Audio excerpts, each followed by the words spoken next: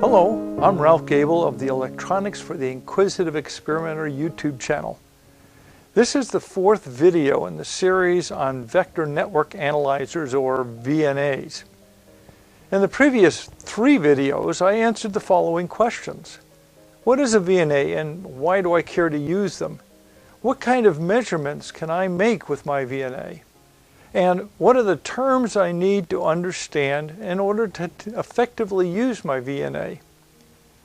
In this video, I want to go through the process of single port calibration and measurements using your VNA.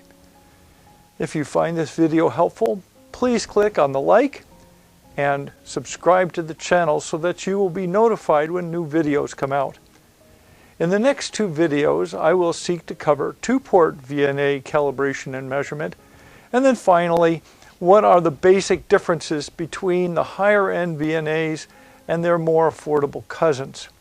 So let's take a look at single-port calibration and measurement. So let me first give you some background behind the single-port measurement business. Now, with some VNAs, single port measurement is referred to as S11, and others might call it reflection, and there may be some other terms that are used for that. Now, with a single port measurement, a signal is sent out from the VNA to the unit under test, or UUT, and then simultaneously it is listening for the signal that returns from the unit under test. It then measures the phase and the magnitude of this return signal. And then mathematically, it calculates things like your SWR, your return loss, the impedance, and the impedance can be displayed in terms of a Smith chart or other such thing. Now, the reality of measuring these things is that every change in the means of making the measurement or connecting to your unit under test can make a change in the measured value. So let me just give you a couple examples of this.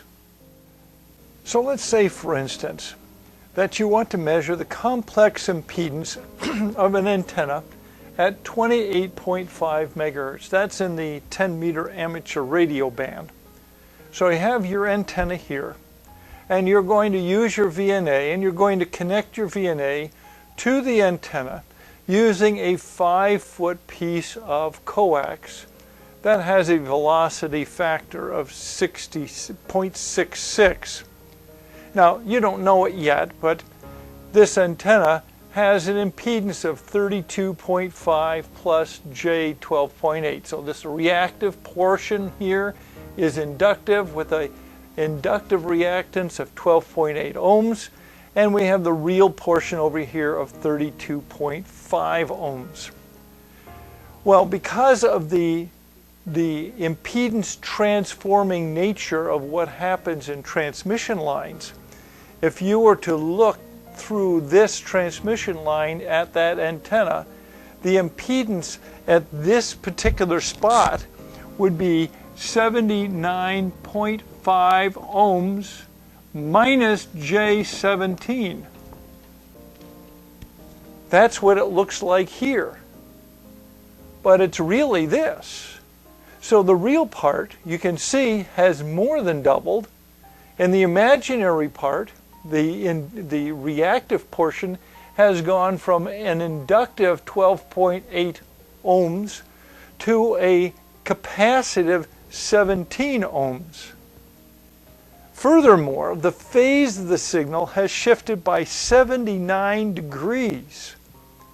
Now, if this were lossless coax, then the return loss and the VSWR or SWR would not have changed from one end to the other. But you're wanting to measure the actual impedance of this antenna as opposed to the SWR. And even though the complex impedance changed drastically, the return loss and SWR would not have changed. But this is not a lossless transmission line, which brings us to our next example. So in our second example, we have a VHF transmitter at 100 watts, and we have a VHF antenna which has an SWR of 1.6 to 1. And we're going to connect this transmitter to the antenna using 100 foot of coax that has an attenuation of 3 dB per 100 foot at these VHF frequencies. And this is a very reasonable loss for coax at those frequencies. So what do we have? We have 100 watts is going out of the transmitter. By the time we get to the other end of this coax, we now only have 50 watts. With an SWR of 1.6 to 1, that means that the antenna is going to be shoving back at the transmitter 2.66 watts. This 2.66 watts then travels back through the 100 foot of transmission line, also being attenuated by our 3 dB. So by the time it gets back here, we have 1.33 watts of reflected power. Well, 1.33 watts of reflected power amounts to 1.26 to 1. But the reality is it's 1.6 to 1. But because of the losses of the coax, what it looks like back at the transmitter is 1.26 to 1. So how do we overcome these issues? And the answer to that is calibration. The idea of calibration can feel strange to folks new to this whole concept. Calibration is simply where we use known standards and adjust our test instrument so it reports the right values of these standards when measurements are made. Fortunately for us, this is an automated process with our VNAs. We just follow the script, putting the requested standard in place when we're asked, and the VNA makes all of the calculations and adjustments for us. Done. But before you do anything, you have to ask the question, do I even need to calibrate? Now, not every measurement requires the precision afforded by careful calibration. You can use an uncalibrated VNA to get an idea of where something is presently tuned, make the initial tuning to get it close to where you want. The actual frequency of the measurement isn't going to change a whole lot between calibrated and uncalibrated VNAs. Now, the actual value that's measured may change, but the frequency, where it's tuned isn't going to change appreciably. Now, after you have it close to where you want it, then you narrow your frequency range, carefully calibrate and measure your device and adjust. But this might all be a moot point with some VNAs like my miniVNA Tiny. The miniVNA Tiny won't even let me make any measurement without doing some kind of calibration. So then, do I calibrate at the end of the connection cable to my unit under test? Do I calibrate right at the connector of the miniVNA Tiny? But I have another option. The miniVNA Tiny allows me to save calibration data. So what I could do is I could retrieve calibration data. Let's say I calibrated it at the connector on the miniVNA Tiny itself at some point in the past. I could recall that calibration data and then use that, knowing of course that when I actually get down to the brass tacks of measuring my unit under test, I'm going to want to recalibrate under the current measuring conditions. But at least that gets me in a place where I can make a measurement. Now, in this process of a single port calibration, The VNA looks out its port and measures the particulars of the calibration standards under certain specific conditions. It wants you to put out there an open, a short, and a 50 ohm load. Now this is also known as SOL calibration. S stands for short, O stands for open, L stands for load. Short, open load, SOL calibration. Now, this whole business about the calibration process is all about measurement accuracy. The better your calibration standards and the more careful you are in the process, the more accurate the actual measurement's going to be. But how accurate is accurate enough? Most of us, well, we don't have to sweat too much about the minute accuracy, but we don't want it to be way off either. So when we think of the standards that we use, we think of open and shorts as, pretty simplistically. And open as well, I just didn't connect anything to the VNA connector. And a short, well, I stuck a paper clip in there or something. Well, technically speaking, if we want to be really more precise, an open needs to have some kind of connector body connected to it, but not connected to anything. And a short is very similarly a connector body with a dead short between the signal and the shield. When I first started doing this stuff, these were my standards for short and open. My open was just a connector without any center pin. I put a piece of coaxial insulator in here. That was my open. And my short, well, I have the pin, but then I used a piece of coaxial shield and shorted the living stars out of this as best I could with as heavy a shield as I could. There were my short and open standards for my VNA, and they served me just fine. Now, in the end, the calibration standards for the higher end VNAs can be thousands of dollars for a set of standards. Even the specifics of opens and shorts are very, very carefully controlled. We, thankfully, do not need that kind of precision, and it would be totally wasted on the likes of our inexpensive VNAs. Now, once the VNA has measured each of these things, the short, the open, and the load, it generates a characterization of what it sees out there. And then when you actually connect to the unit that you're testing, it subtracts all of this from the measurement so that all you see in your measurement is the unit that you're testing and not the stuff you use to connect it to the UUT. As an example of how the calibration affects the measurement, let's take a look at my calibration standard using my higher End VNA. The standard is connected directly to the connector on the front of the VNA. I have not performed any calibration on the VNA at all. Notice the variations in the observed SWR. Now, let's perform the calibration and see how that affects what we see.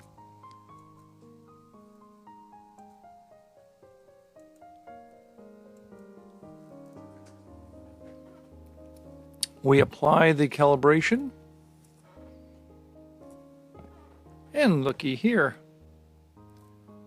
Nice flat right across the band with a little bit of variation down here. Now let's modify this a bit and put the same calibration standard at the end of the 4-foot cable. We've calibrated at the connector on the VNA itself. And so all we're going to do is insert my high quality 4-foot cable between the connector on the VNA and my calibration standard.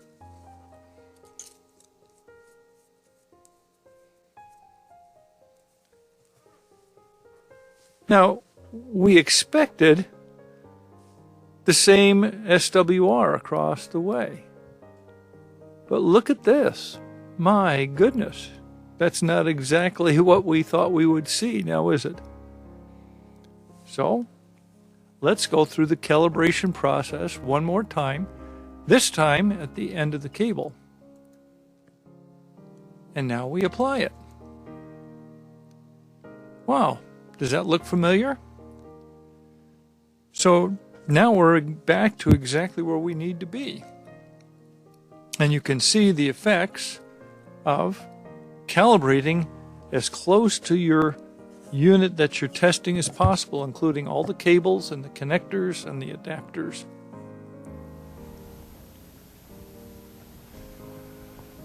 So let's talk about preparing for calibration and measurement. Now, the conditions under which you calibrate your VNA will dictate the degree of accuracy of the measurements made with it. What kind of conditions are we talking about? Well, consider the cables and adapters that you're using.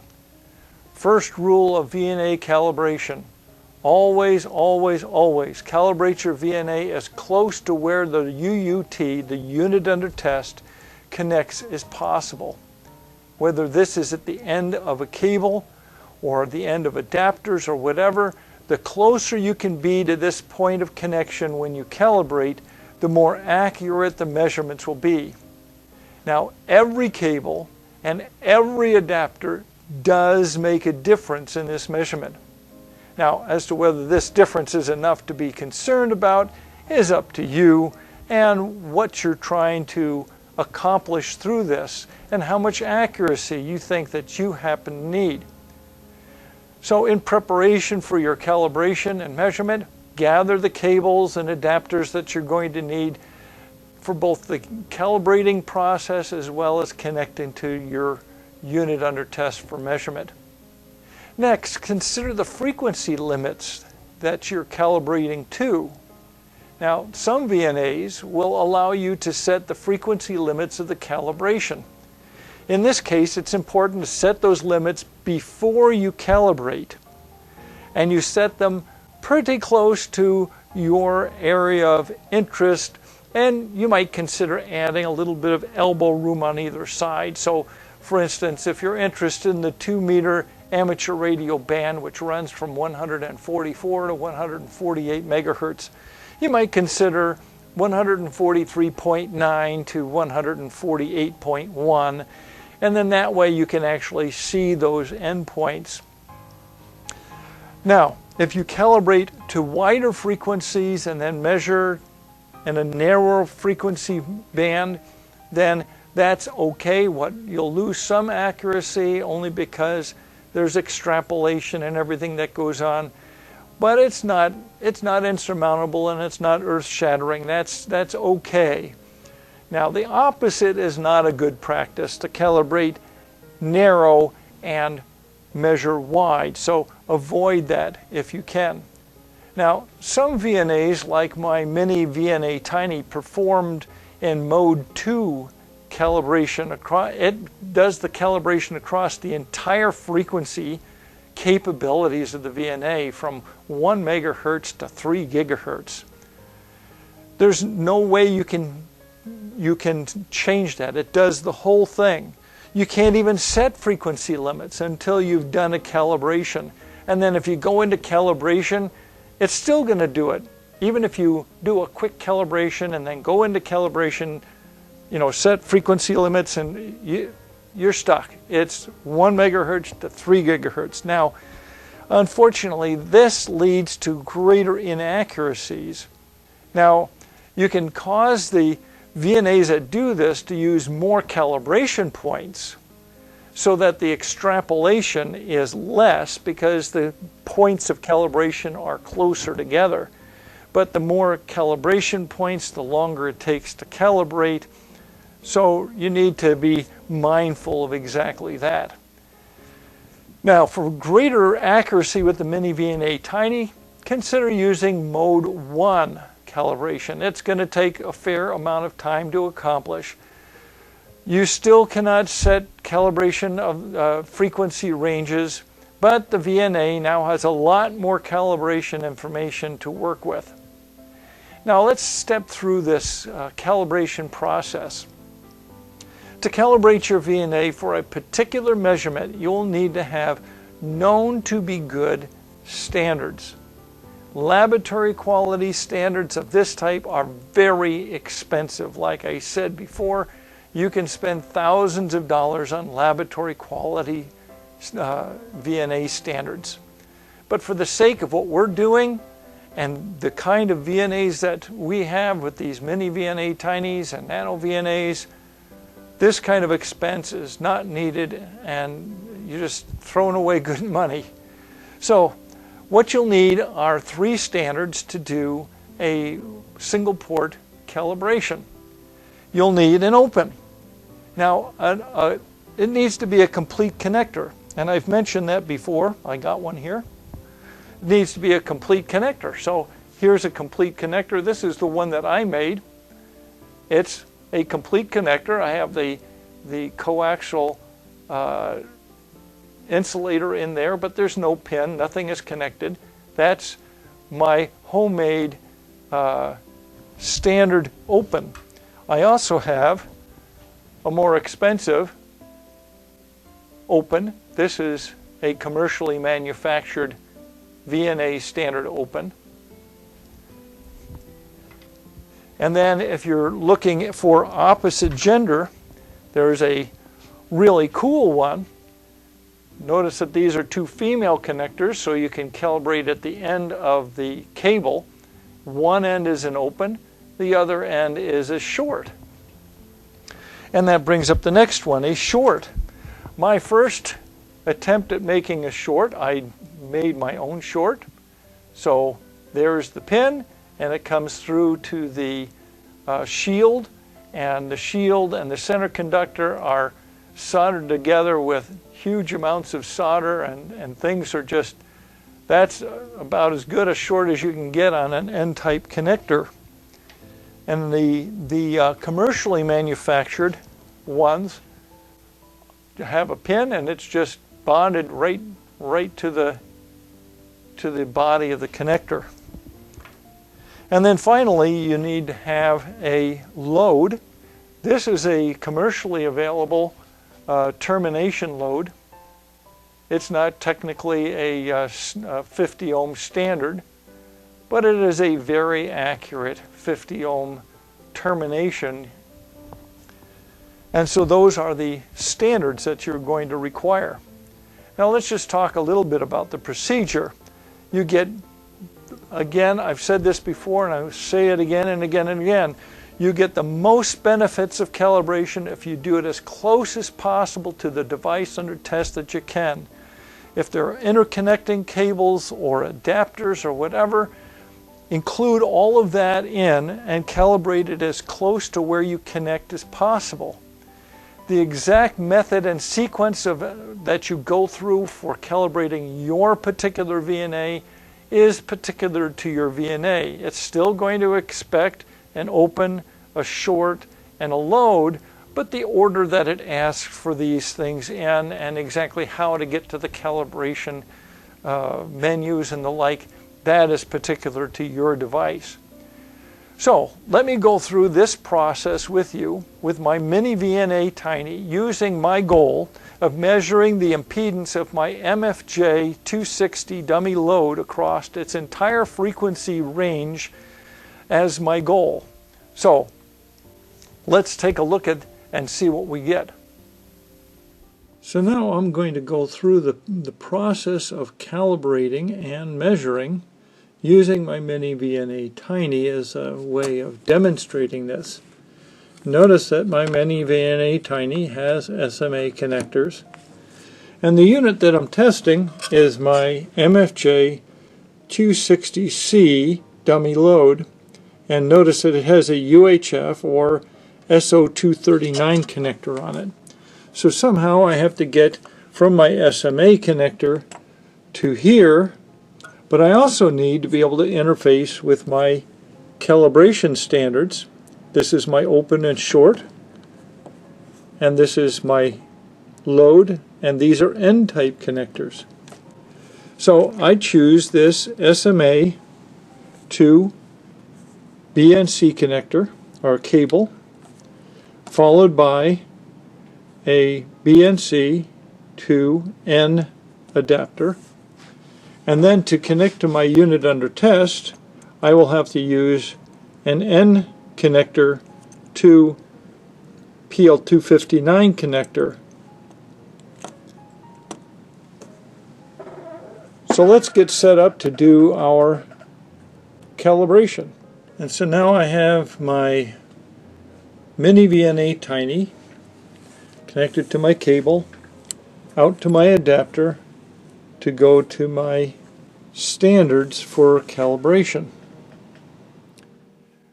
And so now we are ready to begin the calibration of our miniVNA Tiny. We have all the cables set up, we have our standards, we have our adapters. So we go up to Calibration, Create. Now we have two modes. This does a very thorough job of getting calibration data over a wide range of frequencies. This would be the most accurate method. This one over here, we can do mode 2, but this calibrates over the entire range of the VNA, which would be 1 megahertz through 3 gigahertz. And the more steps that you put in here, the longer it will take to do the calibration, but the less interpolation that you're going to encounter. But for the sake of this demonstration, we're going to leave this at 1000. So first we connect up our calibrated open to our VNA cable.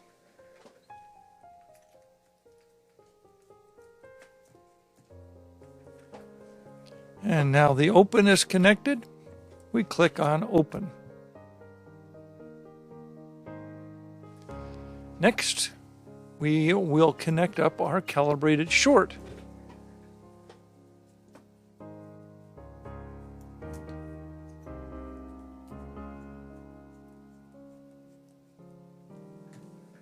And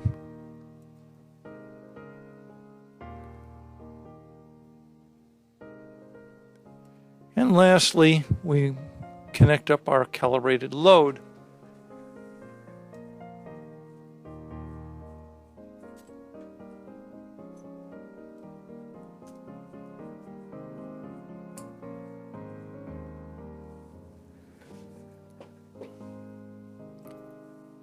And there we go. Now at this point, we can save this calibration data for later use, or we can just simply update. So if you save, it saves it in the file, but then you still need to hit update, which updates the current measurement. Now, let's set our limits up here. The MFJ Load says that it wants to be from 1 megahertz to 650 megahertz, so 650 M. All right, now we have a problem though. The end of our cable right now, where we calibrated, is an N connector, and the unit that we're testing has a UHF or SO239 connector. So we need an adapter, which then puts something between our VNA and the unit under test. So to fix this, we want to put in what's called a port extension. So let me put the adapter on first.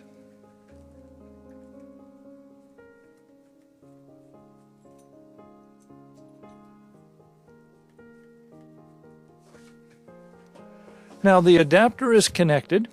I do not have anything connected to the adapter. It is an open. And what I'm going to be interested in is the phase. We're going to look at the phase where we should get a phase of 0 degrees if all is well. But you will notice when we get the report here that it is not 0 degrees. Notice the line going down 33 degrees up here. So we're going to go up here to port extension. We have to enable the port extension. And in this case, we're assuming that the adapter has a velocity factor of 0.66, which it may or may not. And then the length is in meters.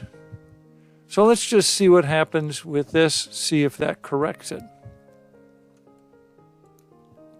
And the only way to do it is to accept it and rescan. And this is an iterative process back and forth. Well, now notice that it's a lot flatter and everything is positive. So it looks like our correction is a little bit too corrected. So let's go back up here to port extension and let's try 12. And see how that comes out. You're not going to be able to get it perfect. We're down here and we're up here. So over this wide range of frequencies, we're kind of again, this is the downside of these lower end VNAs. You're not going to get this perfect. It's going to be close, but not thoroughly wonderful. So we're sitting at 0 is somewhere in here, and so we're a little low on this side and we're a little high on this side. It all averages out. That's probably about the best we're going to get. And so that gives us the port extension for that particular adapter on the end of that connector. Now let's do our measurement of the MFJ load. I'm just connecting the load up to the cable. That's all I did was connect that load up to the cable. And I am interested in the SWR of that. And that's the only thing I'm interested in at this point. So let's just see what we get. And it goes out and scans it. And that is what that MFJ load looks like. So worst case SWR seems to be right here at about 404 megahertz. It's about 1.87 to 1 there. Surprisingly, it's really, really good down here. Notice it's about 1.08 to 1 at 647 megahertz. So that, now we say, well, we want to know what the impedance is of this. Well, you notice that, well, there is the real portion of the impedance, and there is the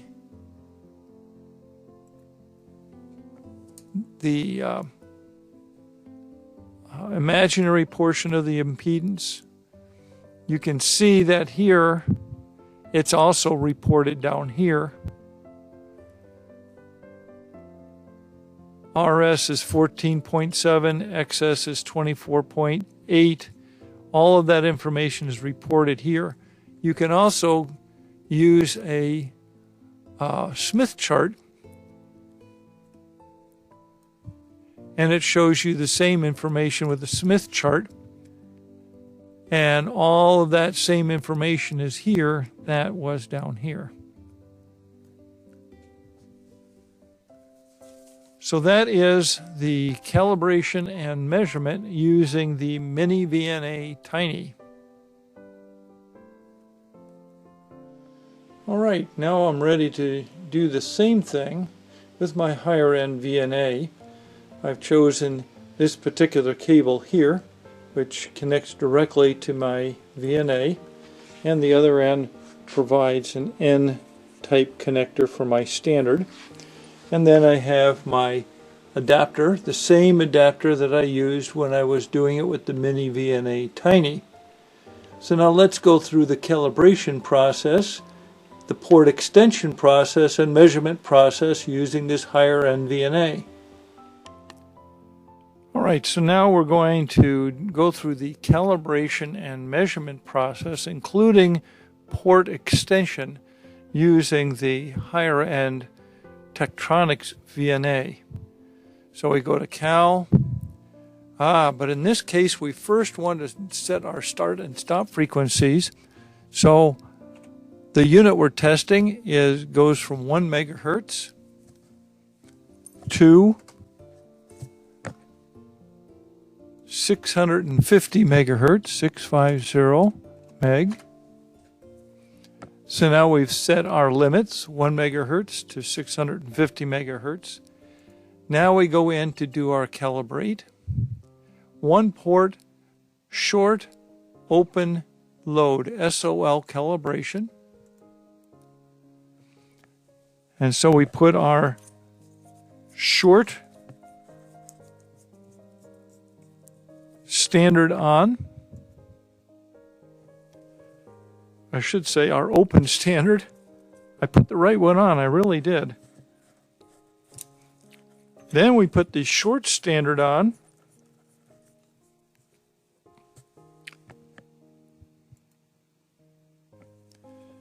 And then we put the calibrated load.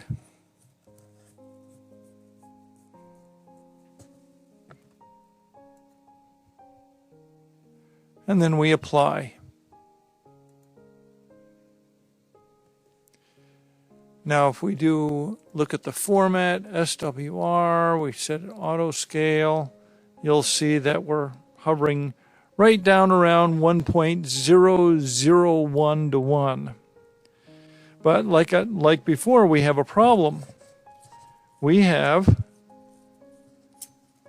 to put an adapter on, which now moves our reference plane away and changes the measurement. So to do this, we want to look at phase. And you see how this line goes down here like this. So what we want is our phase to be horizontal right on the 0 mark. So we go to Cal, port extension. We have to enable the extension. And this is in meters. Let's make it centimeters. Makes it a little bit easier to think about. And I'm guessing I'm right around, let's just try 2 centimeters just for teehees. And I now can just hit apply. Well, not quite enough. See this? Okay, so let's give it a little bit more. Let's try 3 centimeters. It's coming in. Let's try 3.5. Apply. Not quite there. How about 3.7? Apply. Not quite there.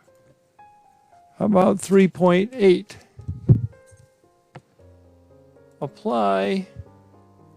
Oh, 3.9. Boy, that looks pretty doggone close. Close enough for anything that we're going to do. Now you can really see the difference between the higher end VNA and the kind of results we got with the miniVNA Tiny. See how nice and clean that is. But let's just go in a little bit closer and see if we can get, let's see, scale per division. Let's make it 5 degrees. Well, now you can see there's a little bit of a bow in it, but compared to the miniVNA Tiny, you can see the real difference. So now we are ready to go ahead and make our measurement. As before, we are interested in SWR. So I'm not connected to anything, so I got an infinite SWR. But let's connect our MFJ load to this.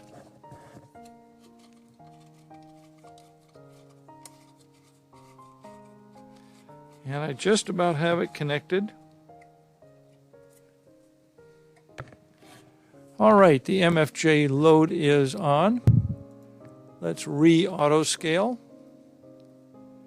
and turn on a marker so that we can see what's going on. And here is our maximum SWR right here at 435 megahertz-ish. But look at this down here. That's a little funky. 1.8 to 1, and it just seems to be going up. Ha, I wonder. I'm going to bang it on the table.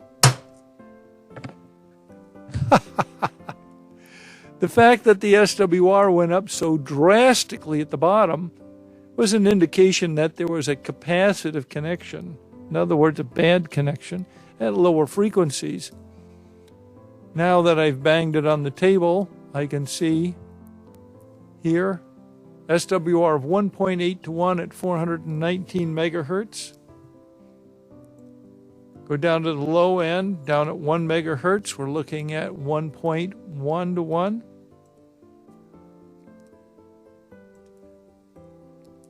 And surprisingly, another dip up here at 646 megahertz. Worst case is right here at about 422 megahertz, a 1.8 to 1.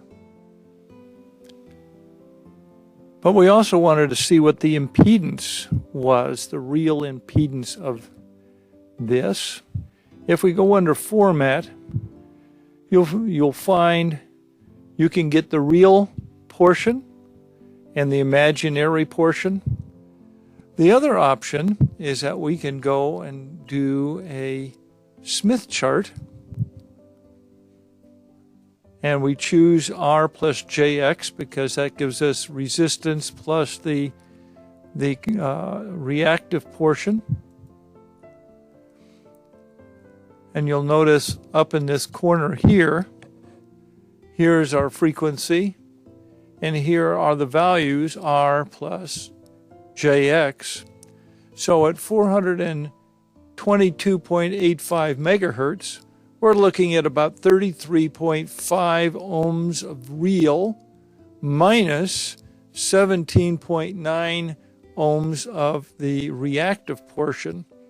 So this would be capacitive, 17.9, 18 ohms of capacitive reactance, and resistive here. And we can move this around and move all the way up to the top. We can move it all the way down to the bottom and see what it looks like at 1 megahertz. Let's get it 1, come on. Well, there's at 455, so you can see why this is a fairly good SWR down there. So now you have everything that we measured with the nano VNA, or the mini VNA Tiny, showing how it looks on the higher end VNA. So there you have it. How to perform single port basic calibration and measurement using your VNA. If you found this video helpful, please click on the like and subscribe to this channel so that you will be notified when future videos come out.